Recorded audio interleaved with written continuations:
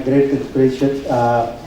I'm sure they are all really thinking in the mind that what do I do next. And let me assure you that the whole environment is going to support you. And of course, there is no substitute to money. There is no substitute to the other. So I'll request Ajit to please present his views on that. Good afternoon, everybody. Again, I'm the first speaker of the afternoon. Everybody else had morning, so I'll start with afternoon here. And thanks very much, everybody, for this opportunity to come here and talk to a great crowd like this. Let me start by saying Rajiv has actually done my job much easier.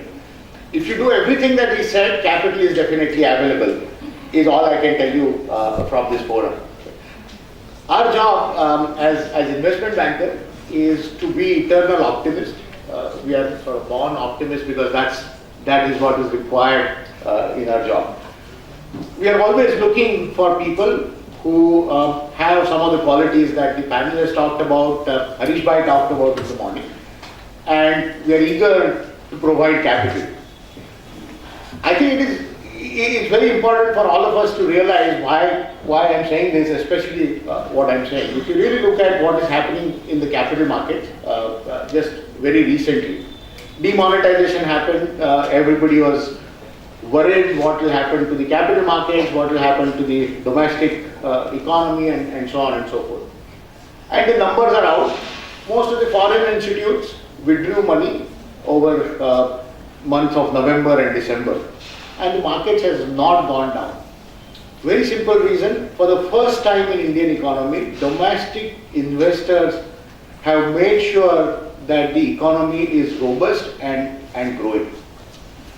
That is a big change from where I look at where things are happening. There was a time when we as India were dependent on foreign institutional money to decide what are the valuations of companies created by Indian entrepreneurs.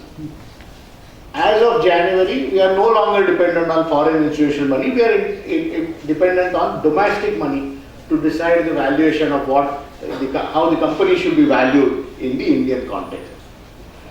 I think when I was probably sitting in the audience as a student and attending some of these seminars like this, first of all, there were very few when I was a student.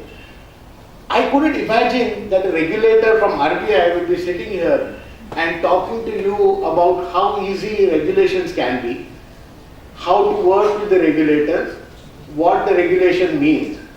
Here we had to figure out, if I wanted to do something in business, I had to figure out where the RBI office is, who the person in RBI would be to go and meet, what is it that they really want to see from their entrepreneur, and so on and so forth. I think in the last 20 years, thanks to liberalization which started in 1991 in this country, things have completely changed. And I must say that entrepreneurs today, or people who want to start a business today, are much luckier, or at least much easy to start a business from that perspective. And you have one banker who's sitting here and telling you how to get credit. You have regulator helping you in making sure that the business are compliant and so on and so forth. From an investment banking perspective, I think some of the points that made by Rajiv are something that I probably would repeat.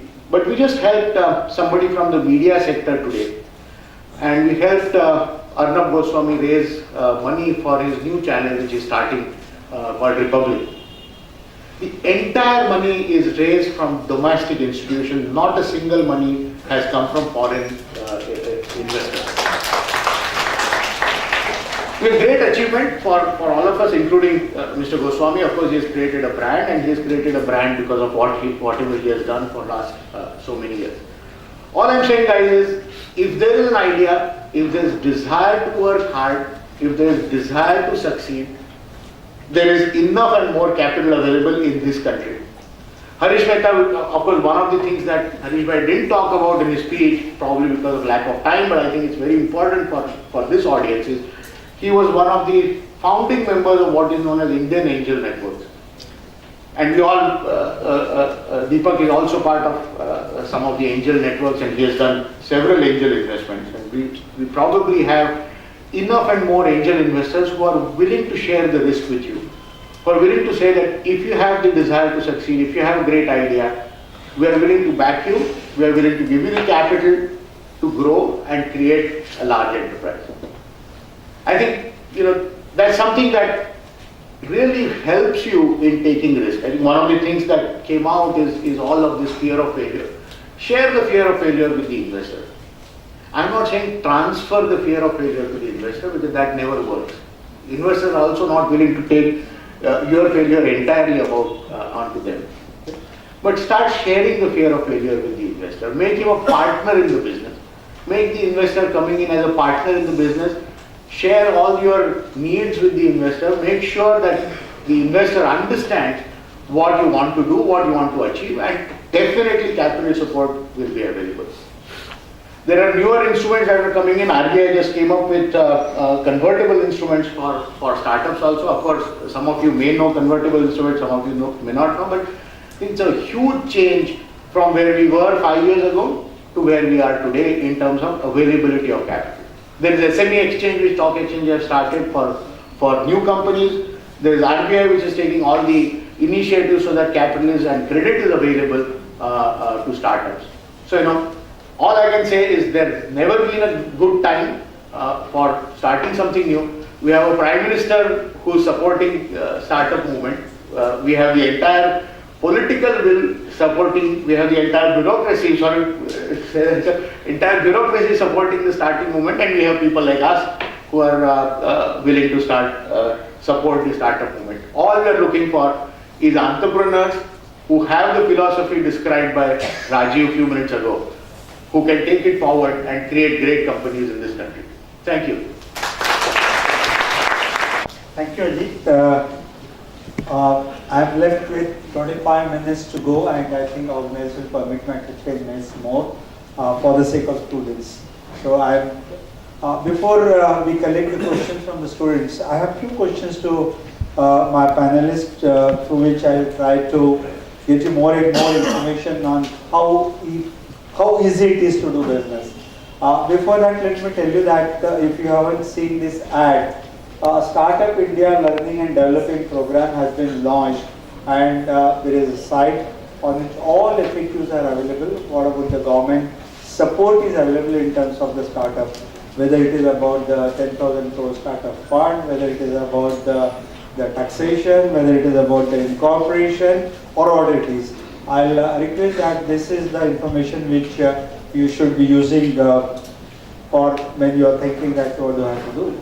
Let me give one more comfort which I missed out in my address, that about 3 years back from IIM Bangalore, a request came that all the students who are from the management school, they are looking for getting into incubation, but then your education loan repayment doesn't stop for that, and they have to really bother, how do I repay the education loan? And let me tell you that the Indian Bank Association has given a policy decision to all the banks who have adopted it, that those students who prefer to go for incubation post completion of their education, we will give the extended moratorium till he is in the incubator, maybe for 12 months to 18 months more. And thus, friends, you don't have to really worry if you raise the loan for getting into the business school, how do I start repaying, because the normal repayment could have been after 6 months of completion. Now that if you are going into incubation, I heard that our own organization, Institute, is having an incubator, and well, there are many incubators available in the country, and what we call workplaces. I think I'll ask Rajiv rather, you are in this space, and kindly give a little more insight about the clustered workplaces and incubators to these children. Hello. Thank you, sir. So, when I was in NASSCOM, we had 10,000 startup initiative. I don't know how many of you know about it, but I think it is very important that if you are beginning a startup journey, then you must be well versed with what is around in the ecosystem. How many of you have read the action plan of Government of India? So I think these are some of the important documents that you must go through. There are so many startup incubators which are with the academia, which are with organizations like NASSCOM, and there are certain corporate, accelerator programs that are being floated. So, and there are vertical centric also. So there is a real estate centric startup accelerator. There is a retail centric startup accelerator which are being floated by corporates.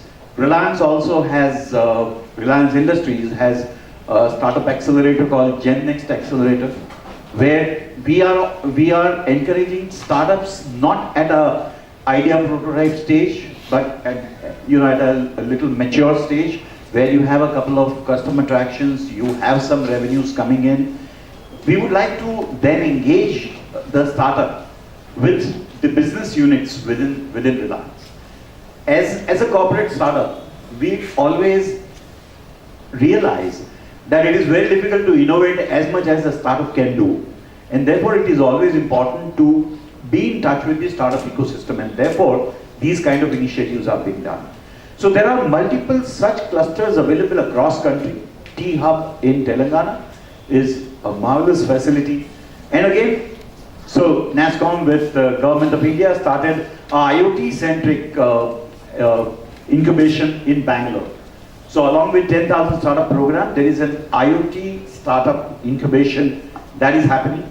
So keep an eye open, keep your antennas out, keep looking for these opportunities. And there are people who are willing to help, who are willing to support. There are corporates who are willing to take you to business opportunities. We run several such programs where there is a corporate connect that can be established.